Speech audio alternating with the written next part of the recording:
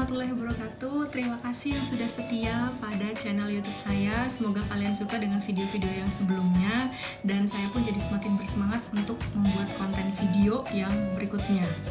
Nah, berhubung pertanggal 22 Februari di kampus tempat saya mengajar, yaitu di UPN Veteran Jakarta, kami sudah memulai minggu pertama atau tatap muka pertama perkuliahan.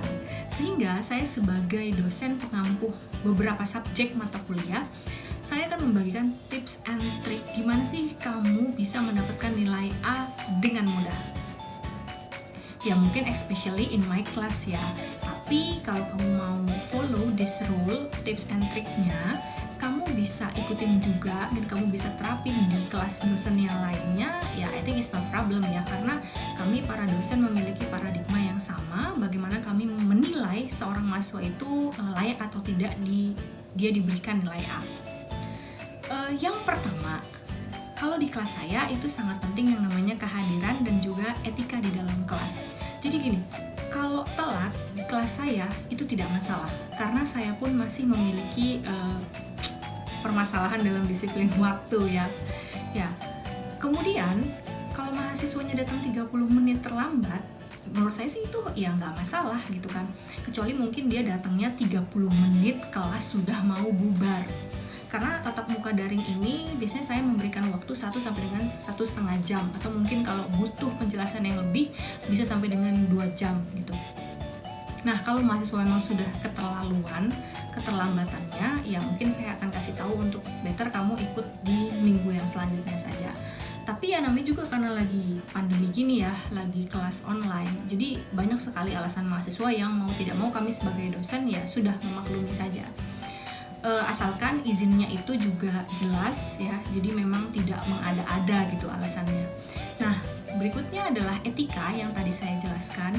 Jadi gini, beberapa dosen mungkin mereka berpikir bahwa mahasiswa yang makan atau minum ketika menjalankan kelas online seperti ini itu adalah tidak sopan, atau tiba-tiba membawa kameranya pindah dari satu ruangan terus ke ruangan yang lainnya. Ya biasa, namanya juga mencari sinyal ya.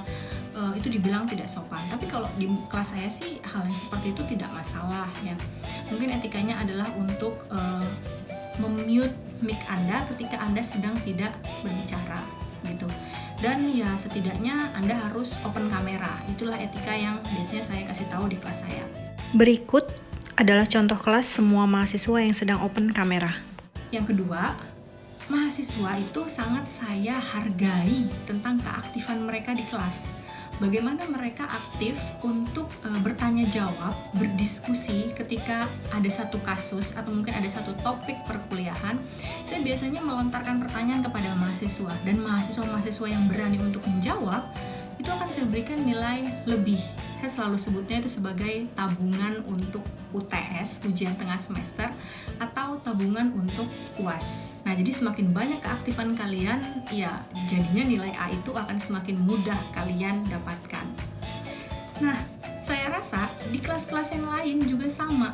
Mahasiswa yang sering aktif bertanya, mahasiswa yang sering aktif menjawab, itulah mahasiswa-mahasiswa yang memang sudah menunjukkan sisi menonjol keaktifan atau mungkin kepintarannya gitu. Yang ketiga, kalian harus tepat waktu dalam mengumpulkan tugas. Hati-hati mahasiswa, kadang kalian keasikan membuat tugas jadi pengen kelihatan perfect, sementara kalian lupa bahwa batas pengumpulan tugas itu hanya seminggu dan di jam sekian harus sudah masuk ke dalam email saya atau mungkin email para dosen pengampu lainnya.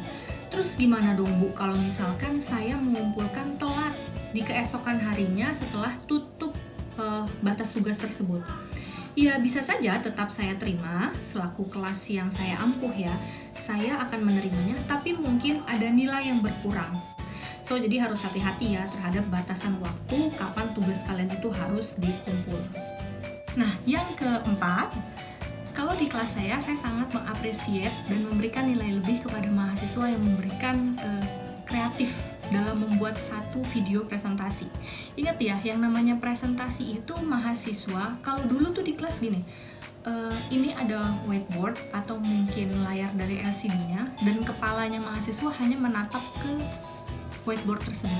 Sementara yang namanya presentasi, kamu harus bisa berkomunikasi dua arah sama audiens yang ada di depan kalian. Nah, Sekarang kalau lagi pandemi jauh lebih gampang. Saya hanya menilainya dengan video atau mungkin PPT, PowerPoint yang kreatif. Berikut ada contoh dari satu mahasiswa saya. Di semester Gasal kemarin saya mengampu kelas analisis kebijakan publik. Semuanya kreatif, tapi ini ada satu contoh yang saya ambil punya mahasiswa saya, videonya kreatif gitu ya kalau menurut saya. Jadi dia tidak monoton hanya mengikuti desain-desain PowerPoint yang ada. Ini dia contohnya. Oke, ini hanya salah satu contoh saja ya, sebenarnya masih banyak yang lainnya. Jadi ini temanya mungkin seperti dokter gitu, terus dia bikin grafiknya, ada stetoskopnya, dan menurut saya ini cukup kreatif. Yang kelima adalah kalian harus jujur di dalam mengerjakan ujian, jujur dalam mengerjakan tugas. Intinya kejujuran itu nomor 1. Karena kita tahu negara ini mungkin sedang masa krisis kejujuran, banyak sekali permasalahan yang terkait hal tersebut. Jadi kalau di kelas saya memang kejujuran itu bisa dinilai salah satunya dari open kamera ketika kamu mengikuti UTS maupun UAS. Nah, ini adalah salah satu contoh kelas yang saya ampuh pada saat ujian wajib untuk open kamera. Nah, sekian tips-tips yang bisa saya berikan kepada teman-teman mahasiswa semua. Semoga tips-tips ini bisa berguna, kalian gunakan dan kalian pahami, kalian bisa praktekkan nanti di kelas Bu Hendrik bener atau enggak nih. Dan nanti kita lihat ya hasil nilai akhir di mata kuliah yang saya ampuh tersebut. Terima kasih yang sudah menonton video ini. Saya tahu bahwa masih banyak sekali kekurangan dalam penyampaian video ini, dan ketika ada nama yang disebut dalam video ini, saya mohon maaf, ini hanya untuk kebutuhan konten, semoga tidak menyinggung teman-teman semua. Sekali lagi saya ucapkan terima kasih, jangan lupa di like, di komen, dan di subscribe. Sampai jumpa di video yang selanjutnya.